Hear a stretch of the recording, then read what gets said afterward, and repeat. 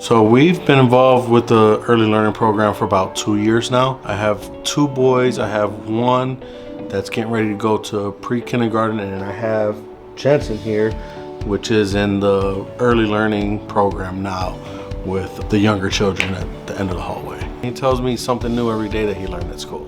You have either friends or family that has children at that age, and they don't send their kids to early learning.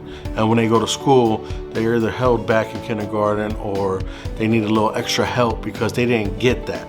Or they're having speech problems because they weren't around teachers earlier to learn how to speak properly. It's a blessing in the community because, like I said, back to the children, they just learn so much. And they interact with the kids, they learn friends, and it's amazing for me to see them grow. My involvement with the early learning program started about 6 months ago.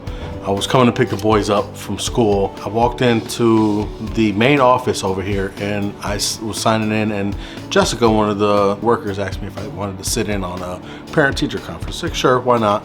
It'll be quick, easy, get the boys and head home. And we were talking about different ideas for the program, and they were asking parents that were in the meeting if you wanted to volunteer. And the advocate for the males role popped up, and I thought that was really cool because, you know, there's a lot of moms in the program, there's a lot of women in the program. Why not add a couple guy figures to help out a little bit? So I signed up for that. From there, it's been a great experience. The fathers got together one Sunday, I believe it was, or maybe a Saturday, and we had a barbershop talk, and we talked about mental health, father assistance, things of the nature to do with fathers. We actually brought up an idea of Michael J. Zone, which was right across the street from the barbershop that we was at. Maybe we could hold a fatherhood event there. It was just a whole bunch of dads in there just spitballing ideas. We even had one father that at the end of the meeting, he thanked all of us because he felt as if his way of showing love to his children was by buying them shoes, buying them video games, and at the end he said, and that's not what it is. He's like, I'm missing so much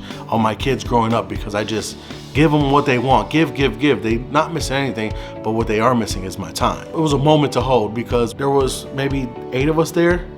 Maybe we haven't touched all of them, but we know we touched one father there. And the father came out and said, I'm gonna spend more time with my children. I just recently went to Washington, D.C. to the fatherhood conference that we had, and it was a great experience. I ended up getting an award for Favorite Father 2025, and it felt good to be celebrated. And it felt good to be acknowledged as a parent. It's a village for one. You know your kids are well taken care of, they're safe, and they're learning in that process. They're learning a lot. They're having fun while they're doing it. And the kids, they grow with the teachers, and the teachers grow a bond with the kids, and it's amazing. It really is.